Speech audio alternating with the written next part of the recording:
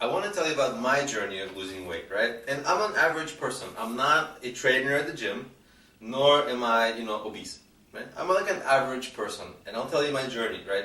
So I've always played some sports. At times I played more sports than at other times. In my 20s I was like, and now I'm a little bit older than my 20s, but in my 20s I was, also playing like semi-professional soccer, for a few years, and training a lot. So I know about the very sports-intensive lifestyle. I also know about the lifestyle.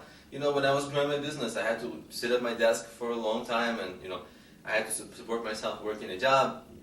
And then at the night, I was having to work on the computer, right? So I was sitting all the time, not getting the exercise, being in stress, and gaining weight, right? So I've known both. Like, I'm an average human person, probably just like yourself. So we all face the same issues. So let me tell you about my journey. So about a year ago, my business kind of started doing better, and it became less stressful, and I was able to give myself time to spend on health and exercise. At that point, I kind of gotten out of shape, even though I hate to admit it because I always kind of thought of myself as more or less athletic and healthy. But I actually, now in hindsight, I was out of shape compared to what I am now. And so let me tell you what happened. So I started exercising last spring more heavily than typical. Weather became better. I started going to a local park, and the local park had, like a track that I could run a little bit, and it had like a calisthenics area where I can do pull-ups, push-ups, things like that. And I started just by going to the park, walking, and doing a little bit of, and if people were playing soccer, I would join them for casual games. And the whole thing would take me about, 2 hours from walking to the park, walking back, doing the track thing, then doing the soccer, then the calisthenics. But I was doing it at a relatively light pace. And I was I was feeling good about myself. So what was happening? On my way home, I would stop by and pick up some ice cream and pick up this and that and treat myself, right? Cookies and sweets, I love those things. They are like my weakness. And I wasn't seeing results, Spring passed, summer started, I wasn't seeing results. Maybe it's just because, I hadn't spent enough time, or maybe because, how much could I exercise? Maybe I exercised off like 1,000 calories, let's say, right? Well, and then I ate a bunch of ice cream afterwards and cookies, so it's like, that's 1,000 calories probably as well, right? Because, I like to eat, I don't just take one cookie, I like to take a lot of cookies. Maybe you know how I feel, maybe you do the same thing. So, anyway, so that's what happened, and wasn't seeing results. And then one day I realized, hey, I'm not seeing results, I'm spending so much time and effort, this is a big waste. So I said, okay, I told myself I'm going to stop going to the store on the way home, right?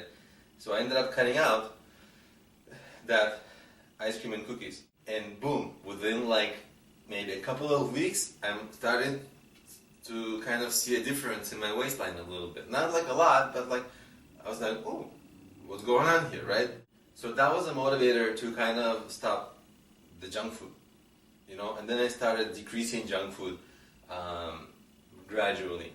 I still love it, it's still like a weakness, but I had to cut it and cut it and cut it and cut it and replace it with healthier options like veggies here, fruits there, apples instead of chocolate, things like that.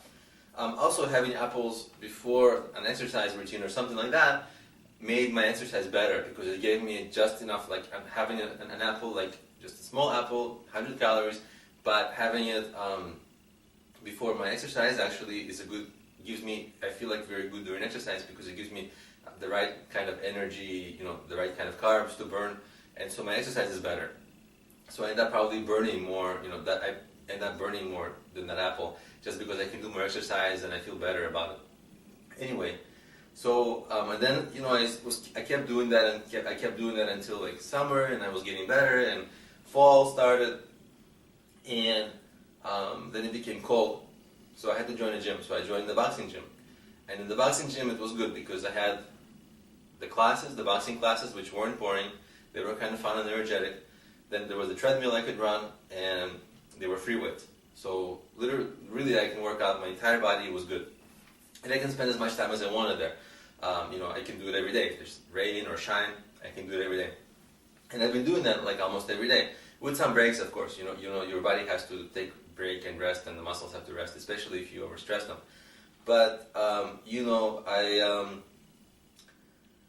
now I'm filming this. It's winter just ended. It's March. It's the end of March, and since I started the gym, I lost maybe 1.5% body fat, maybe 2% body fat, something like that.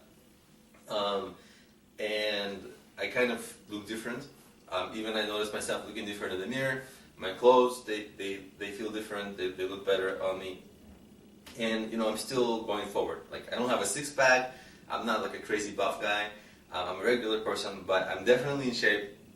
And I can tell you, like, definitely I get more positive social response. That whole superficial world, like, if I did, like, last year, around this time, I had a little bit of, like, like a kind of a round belly here, Now I hate to admit it, but I kind of did. I used to go, but now I don't have it. Now I can walk around slim. And the summer is about to start. I'm pretty slim. I don't have a six-pack, but it looks like I might if I have a shirt on, because I have a, like, really, it's cut. Like, not, it's there's no bulge, right? It's just a straight line. So that's what's happening. So it took a year.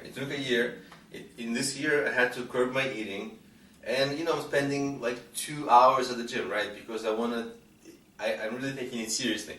I'm not like a meathead, right? I'm not a gym junkie. Although I do take pride in whatever athleticism I do have, I take pride in that. But I'm not like a crazy gym person. I'm kind of, in my hobbies, I'm nerdy. Like, I work on the computer all the time. So I'm actually more, secretively, I'm kind of a nerd, right? I do boring computer work, but I look athletic, right?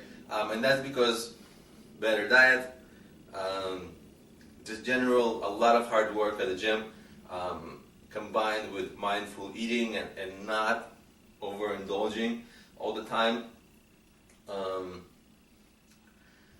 After I exercise, that was one of the biggest changes. And also make sure that if you do have a weight loss sort of regimen, if you're trying to lose weight, do some weights or calisthenics, because when you lose weight, you lose some muscle. So you need to build that muscle back. So I actually haven't lost weight. I lost body fat, but I haven't lost weight. I have no idea what, I thought I would lose some weight, but I just lost body fat, but I look a little bit more muscular as well. I'm not one of those people who's going to take off their shirt in front of the camera, because that's silly, I'm not one of those before and after pictures, but I'm just a real person telling you, sharing with you my experience. So that's my keys. Better diet, exercise, do it sustainably, right? I can tell you, when I did the gym, I have not been injured at the gym. When I was going to the park and sometimes playing soccer with people, every once in a while somebody would kick me or I'd pull a muscle, and I'd have to kind of either stop or really kind of take it down a lot for a couple of weeks, because soccer was injury prone, no matter how careful I would try to be. So in soccer, it was actually a less sustainable exercise than running, than weights, than gym, right? So soccer actually it's the best because it's the most fun and it's the most sustainable in terms of, like, I like it the most, it's fun for me, but it's the least sustainable in terms of injury. So actually, as you can tell also, I walked a lot, I did weights, I did soccer, I did boxing, I did running, so I did a lot of different exercises. You can also do biking. Something I also want to do is swimming, but I don't have a swimming pool nearby. But so having a variation of exercises also keeps it nice, and having friends that you do it with also helps you. So that's kind of been my journey. I think by the projection that I'm going, I think it's going to take me about another year of really hard work, and then I'll probably get into the six-pack area, six-pack range. I'll have to cut down a few more percent body fat. I think I'm somewhere at 19% body fat right now, and six-pack starts happening at around 14% body fat. So I've got to really cut it down, and with proper eating and with a lot of exercise still, and the right motivation, it's probably going to happen for me. So, that's just a case study of me, a regular person. Maybe you can have the same thing.